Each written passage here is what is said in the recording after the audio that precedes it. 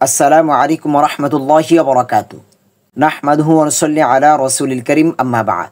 বাংলাদেশ এবং বাংলা ভাষাভাষী বিশ্বের যে যেখান থেকে আমাদের আজকের এই ক্লাস দেখছেন, সকলকে জানাই আন্তরিক শুভেচ্ছা এবং অভিনন্দন। সম্মানিত দ্বীনী ভাই বন্ধুগণ, কোরআনের শব্দার্থ শিখি ও ক্রিয়াপদ থেকে আজকে আমাদের 16 নম্বর পর্বে আমরা 241 নম্বর শব্দ থেকে 260 নম্বর শব্দ অর্থাৎ 20টি শব্দ শিখব ইনশাআল্লাহ। এই 20টি শব্দ কোরআনে ব্যবহার হয়েছে 520 বার। তো যারা 1 থেকে 240 নম্বর শব্দগুলো দেখেন নাই, তারা চেষ্টা করবেন আমাদের চ্যানেল থেকে দেখে নেওয়ার জন্য ইনশাআল্লাহ। যদি খুঁজে না পান, ভিডিওতে দেওয়া হোয়াটসঅ্যাপ নাম্বারে যোগাযোগ করবেন ইনশাআল্লাহ।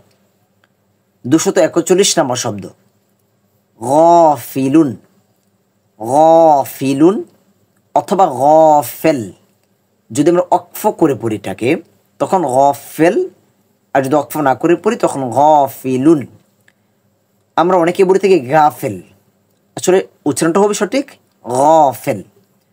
এর অর্থ হচ্ছে উদাসীন, অমনোযোগী। গফিলুন অর্থ হচ্ছে উদাসীন, অমনোযোগী। এটি কোরআনে এসেছে 27 বার। লুত, লুত এটি নবী লুত আলাইহিস সালাতু ওয়াস সালামের নাম। এটি কোরআনে এসেছে 27 বার। মুনাফিকুন, মুনাফিকুন, মুনাফিকুন অথবা মুনাফিকুনা। মুনাফিক, মুনাফিক কাকে বলা হয়?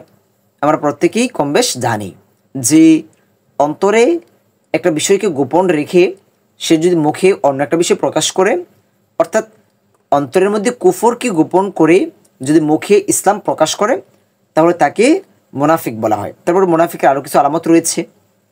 তো এই মুনাফিক শব্দটি কোরআনে এসেছে 27 বার।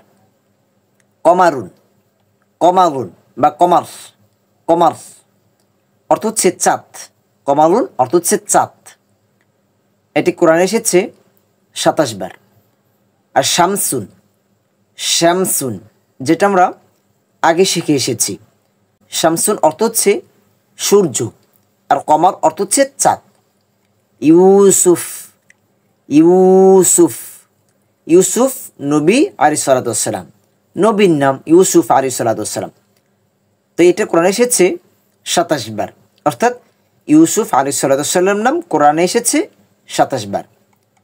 ইমরাআতুন, ইমরাআতুন, ইমরাআতুন অর্থ হচ্ছে স্ত্রী, নারী, মহিলা। ইমরাআতুন অর্থ হচ্ছে স্ত্রী, নারী বা মহিলা। এটি কোরআনে এসেছে 26 বার। আজমাইন, আজমাইন। আর এখানে আপনাদেরকে একটি প্রশ্ন রেখে যাই, পুরুষের আরবি কী হবে, যেটা আমরা আগের ক্লাসে শিখিয়েছি। এটা কমেন্টের মাধ্যমে জানাবেন ইনশাআল্লাহ। আজমাইন অথবা আজমাইনা, ওয়াকফ করলে আজমাইন। এখন ওয়াকফ কি? ওয়াকফ অর্থ হচ্ছে সাধারণত থামা। যেখানে থামা হয় ওইটাকে ওয়াকফ বলা হয়। আর যেখানে থামবো ওইখানে যদি এক জবর, এক জির, এক পেশ, দু জির, দু পেশ হয়, তখন ওইগুলো বাত হয়ে যায়, ওইখানে সাকিন হয়ে যায়। তো এই ওয়াকফের বিষয়গুলো আমাদের কোরআন শিক্ষা কোর্স আমাদের প্লেলিস্ট থেকে দেখে নেবেন ইনশাআল্লাহ। ওইখানে এই বিষয়গুলো বিস্তারিত আলোচনা করা হয়েছে। আজমাইন অর্থ হচ্ছে সকলে, একত্রে। এটি কোরআনে এসেছে 26 বার। আল, আল অর্থ হচ্ছে সম্প্রদায়, বংশধর, পরিবার, অনুসারী। একটা সূরা রয়েছে সূরা আলে ইমরান, আলে ইমরান। ওই আল, আল অর্থ হচ্ছে বংশধর, পরিবার, অনুসারী। তবে এটাও কোরআনে এসেছে 26 বার। বাতিলুন, বাতিলুন, বাতিল আমরা বলি না বাতিল, আসলে হবে বাতিল। ত, ত একটা হচ্ছে তা, তাজের তি আর তজের তি, মোটা আওয়াজে। বাতিলুন, বাতিল অর্থ হচ্ছে অর্থহীন, অন্যায়, মিথ্যা। এটা কোরআনে এসেছে 26 বার। প্রতিটি শব্দ খুব ভালো করে মুখস্থ করে নিতে হবে, যেন কোরআনের মধ্যে দেখার সাথে সাথে আমি অর্থ বলে ফেলতে পারি। এমন মুখস্থ না যে আমরা কিছুক্ষণ পর আবার ভুলে গিয়েছি, কয়েকবার পড়লাম, আমার কিছুক্ষণ সময় মনে ছিল কিন্তু কিছুক্ষণ পর আমরা ভুলে গেছি। অর্থাৎ এমনও যে কোরআন তেলাওয়াতের সময় দেখে আমি শব্দের অর্থটা বলতে পারতেছি না, এরকম হলে কিন্তু চলবে না। জাহিমুন, জাহিমুন, যা হি, এখানে লম্বা হবে মদের হরফ মুন, জাহিমুন, জাহিমুন। অথবা জাহিম অর্থ হচ্ছে জাহান্নাম, জাহিম অর্থ হচ্ছে জাহান্নাম, অর্থাৎ জাহান্নামের একটি নাম। জাহান্নামের আমরা বলে থাকি যে 7টি জাহান্নাম রয়েছে, এখানে 7টি দরজা রয়েছে, ওইটার একটি নাম হচ্ছে জাহিম। এটার অর্থ হচ্ছে কোরআনে এসেছে 26 বার। কাইদা, কাইদা বা কাইদ অর্থ হচ্ছে কৌশল, ষড়যন্ত্র, চক্রান্ত। এটাও কোরআনে এসেছে 26 বার। মা যা, মা যা, মা যা অর্থ হচ্ছে কি, অর্থাৎ প্রশ্ন করার ক্ষেত্রে মা যা কি, এটা এসেছে 26 বার। সাওয়াউন, সাওয়াউন, সাওয়া বা সাওয়াউন অর্থ হচ্ছে সমান, সরল। সাওয়াউন অর্থ হচ্ছে সমান বা সরল, এটাও কোরআনে এসেছে 26 বার। সামুদ বা সামুদ, সামুদ এটা হচ্ছে একটা সম্প্রদায়, একটা জাতি, যে একটা জাতি ছিল সামুদ জাতি, যাকে আল্লাহ সুবহানাহু ওয়া তাআলা ধ্বংস করেছিলেন তাদের গুনার কারণে। আর আরেকটা হচ্ছে আদ জাতি, ওইটার সামনে আসবে, যেটাকে আল্লাহ সুবহানাহু ওয়া তাআলা ধ্বংস করেছেন তাদের পাপের কারণে। এই সামুদ জাতি, আদ জাতি সম্পর্কে আমাদের কোরআনের অর্থ শিখি, ওইখানে এই বিষয়গুলো নিয়ে আলোচনা করা হয়েছে, ওইখান থেকে দেখবেন ইনশাল্লাহ। যদি খুঁজে না পান ভিডিওতে দেওয়া নাম্বারে যোগাযোগ করবেন ইনশাআল্লাহ। এই সামুদ এই শব্দটি কোরআনে এসেছে 26 বার। খৌফুন, খৌফুন অথবা খৌফ, খৌফ অথবা খৌফুন এটাও কোরআনে এসেছে 26 বার। আর এটার অর্থ হচ্ছে ভয়, ভীতি। খৌফ অর্থ হচ্ছে ভয়, ভীতি। আদম, আদম, আদম আলাইহিস সালাতু ওয়াস সালাম, আমাদের প্রথম মানুষ, প্রথম মানব আদম আলাইহিস সালাতু ওয়াস সালাম, জাতির পিতা আদম আলাইহিস সালাতু ওয়াস সালাম, জাতির পিতা আদম আলাইহিস সালাতু ওয়াস সালাম। খুব ভালো করে মনে রাখতে হবে, আর পরিবর্তন করে ফিরিয়েন না। এটা কোরআনে এসেছে 25 বার। বাসুন, বাসুন, বাস অথবা বাসুন অর্থ হচ্ছে শক্তি, শাস্তি, যুদ্ধ, সংগ্রাম। বাসুন শাস্তি, শক্তি, যুদ্ধ, সংগ্রাম। এটা কোরআনে এসেছে 25 বার। তবে এই অর্থগুলো কিছু কিছু অবস্থার প্রেক্ষিতে ব্যবহার করা হবে। যদি খুব ভালো করে খেয়াল করেন তাহলে দেখবেন এখানের উদ্দেশ্য প্রায় সেম সেম। শক্তি, শক্তির মাধ্যমে আপনি শাস্তি দিয়ে থাকেন, শক্তির মাধ্যমে আপনি যুদ্ধ করেন, শক্তির মাধ্যমে আপনি সংগ্রাম করেন। তো এখানে এটা অবস্থার প্রেক্ষিতে সাধারণত অর্থগুলো আমরা নিব ইনশাআল্লাহ। ঈসা, ই আইনের উচ্চারণ ঘর আওয়াজে আসবে সা, ঈসা। নবী ঈসা আলাইহিস সালাতু ওয়াস সালাম একজন নবী ছিলেন, রাসূল ছিলেন, যিনি ইন্তেকাল করেন নাই। আল্লাহ সুবহানাহু ওয়া তাআলা উঠিয়ে নিয়েছেন, এখনও জীবিত আছেন। আবার শেষ জামানায় শ্রেষ্ঠ নবীর উম্মত মুহাম্মদ সাল্লাল্লাহু আলাইহি সাল্লামের উম্মত হিসেবে দুনিয়াতে আগমন করবেন, যিনি একমাত্র নবী যিনি বাবা ব্যতীত মায়ের গর্ভে এসেছেন। আল্লাহ সুবহানাহু ওয়া তাআলা তা প্রেরণ করেছেন। তো এই ঈসা শব্দটি কোরআনে এসেছে 25 বার। ঈসা নবীর নামটি কোরআনে এসেছে 25 বার। ফাওক, ফাওক, ফাওক অর্থ হচ্ছে উপরে, ফাওক অর্থ হচ্ছে উপরে। আবার আলা অর্থও উপরে। ফাওক উপরে, আর নিচে কি? নিচে আমরা এই শব্দটি আগে শিখেছি, তাহতা, তাহতা অর্থ হচ্ছে নিচে। আর পাশে, পাশে হচ্ছে বিজানিবি, বিজানিবি অর্থ হচ্ছে পাশে, সামনে, সামনে অর্থ আরবি হচ্ছে আমামা, আমামা সামনে। আর পিছনে, পিছনে অর্থ হচ্ছে অরআ অথবা খলফা। অরআ অর্থ পিছনে, খলফা অর্থ পিছনে। দেখেন আমরা অনেকগুলো শব্দ শিখে ফেললাম।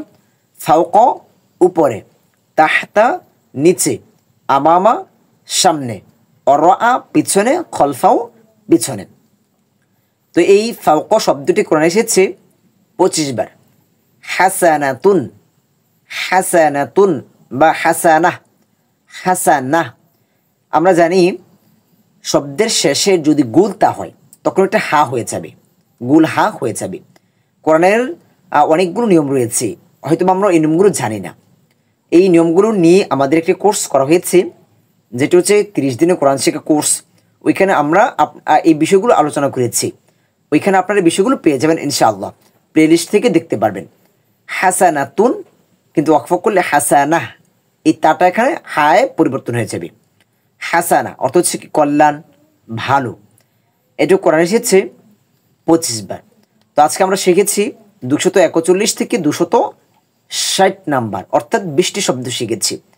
আচ্ছা, আমরা যদি আবারও এই 20টি শব্দ একত্রে দেখি, গফেল, গফিলুন অথবা গফেল উদাসীন, অমনোযোগী। লুত, লুত নবী লুত আলাইহিস সালাতু ওয়াস সালাম। মুনাফিকুন, মুনাফিকুন মুনাফিক। কমার, কমারুন বা কমার চাঁদ। আর সূর্য কি? শামসুন, শামসুন সূর্য, শামস। ইউসুফ, ইউসুফ। আর এখন আরেকটা শব্দ বলে দিই, বাদরুন, বাদর মানে বললাম ভদর, বাদরুন অর্থ হচ্ছে পূর্ণিমার চাঁদ। ইউসুফ, নবী ইউসুফ। ইমরাআতুন, ইমরাআতুন স্ত্রী, নারী, মহিলা। আর পুরুষের আরবি কি আমরা বলেছি, এটা কমেন্টে জানাবেন যে আপনার পিছনে পড়াগুলো কীরকম শিখতেছেন, এটা আমরা দেখতে চাই। আজমাইন, আজমাইন, আজমাইন অর্থ হচ্ছে সকলে বা একত্রে। আলা বা আল অর্থ হচ্ছে সম্প্রদায়, বংশধর, পরিবার, অনুসারী। বাতিল, বা তিল যেন না হয়, তায়ের উচ্চারণ একরকম হবে, তয়ের উচ্চারণ আরেক রকম হবে। বাতিল বললে এখন তা হয়ে যাচ্ছে, কিন্তু এখন হবে ত মোটা আওয়াজে। বাতিল, বাতিল বা বাতিলুন অর্থ হচ্ছে অর্থহীন, অন্যায়, মিথ্যা। তারপরে জাহিম বা জাহিমুন, জাহিম বা জাহিমুন জাহান্নামের একটি দরজা। কাইদ, কাইদ অর্থ হচ্ছে কৌশল, ষড়যন্ত্র, চক্রান্ত। মাযা, মাযা প্রশ্ন করার ক্ষেত্রে কি, মাযা কি, প্রশ্ন করা। সাওয়াউন, সাওয়াউন সমান, সরল। সামুদ, সামুদ একটি জাতি ছিল, সামুদ জাতি। খৌফুন, খৌফ বা খৌফুন অর্থ হচ্ছে ভয়, ভীতি। আদম, আদম নবী আদম আলাইহিস সালাতু ওয়াস সালাম। বাসুন, বাস শাস্তি, শক্তি, যুদ্ধ, সংগ্রাম। শাস্তি, শক্তি, যুদ্ধ, সংগ্রাম। ঈসা, ঈসা নবী ঈসা। ফাওক, ফাওক উপরে, ফাওক উপরে। আর নিচে কি বললাম? তাহতা নিচে, পাশে, পাশে। তখন আরবি কি হবে? বিজানিবি, বিজানিবি পাশে। আর সামনে আরবি কি হবে? আমামা, আমামা সামনে। আর পিছনে আরবি কি? ওরআ পিছনে, আবার খলফাও পিছনে। তারপরে হাসানাতুন বা হাসানাহ অর্থ হচ্ছে কল্যাণ, ভালো। তো আজকে আমরা যে 20টি শব্দ শিখেছি, এই 20টি শব্দ কোরআনে এসেছে 520 বার। তো আপনারা এই 20টি শব্দ খুব ভালো করে মুখস্থ করে নেবেন। আমরা প্রতিনিয়তই বলে এসেছি যে প্রতিটি শব্দ খুব ভালো করে মুখস্থ করতে হবে, এমনভাবে যে আমি কোরআন তেলাওয়াত করার সময় শব্দটি পেলেই যেন অর্থ আমি বলতে পারি। এমন যেন না হয় যে আমি শব্দগুলো মুখস্থ করেছি, যে কিছুক্ষণ পর আমার মনে নেই, বা যখন আমরা কোরআন তেলাওয়াত করব তখন মনে নেই। এরকম হলে কিন্তু আমরা এখান থেকে কোনো ফায়দা লাভ করতে পারবো না। আমরা এখান থেকে এই শব্দগুলো শিখে আমরা ইনশাআল্লাহ পরবর্তীতে আরেকটি কোর্স করব, যেখানে বেসিক কিছু গ্রামারের উপরে, যে ওই নিয়মগুলো জানলে আমরা সহজেই কোরআনের অর্থ করতে পারবো ইনশাআল্লাহ। আমরা শব্দার্থগুলো শেষ করে আমরা ওই কোর্সটি করবো ইনশাআল্লাহ। আপাতত এই শব্দগুলো খুব বেশি পড়বেন, আর আমাদের যে আরেকটি কোর্স চলমান, কোরআনের শব্দে শব্দ অর্থ শিখি, একত্র অর্থ শিখি এবং সাথে সংক্ষিপ্ত আলোচনা, যে একটি আয়াতের যে আমাদের দৃষ্টিতে যে অস্পষ্টতা রয়েছে ওইটাকে আমরা ওইখানে স্পষ্ট করে দিই সহজে। তো আপনারা ওই কোর্সগুলো দেখে নেবেন ইনশাআল্লাহ। আর সর্বশেষ আপনাদের কাছে একটি রিকোয়েস্ট থাকবে, আমাদের এই ক্লাসগুলো যদি আপনাদের ভালো লেগে থাকে, উপকারে এসে থাকে, তাহলে সর্বোচ্চ আমাদের এর প্রচারণা চাই, যেন অন্যান্য ভাই বন্ধুরাও জানতে পারে, কোরআনকে বুঝে পড়তে পারে, কোরআনের অর্থ জানতে পারে। দেখেন, আমরা একটা কথা বারবারই বলছি যে আল্লাহ সুবহানাহু ওয়া তাআলা কোরআনকে কেন নাজিল করেছেন, আসলে উদ্দেশ্যটা কি? শুধু কি তেলাওয়াতের জন্যই কি আল্লাহ সুবহানাহু ওয়া তাআলা কোরআন নাজিল করেছেন? আমরা এই কথাটাও বারবার বলে আসছি, আপনি কোরআন যেভাবেই পড়েন না কেন, আপনি দেখে পড়েন, না দেখে পড়েন, অর্থ জেনে পড়েন, না জেনে পড়েন, বুঝে পড়েন, না বুঝে পড়েন, প্রতিটি হরফে 10টি নেকি হবে, এতে কোনো সন্দেহ নেই।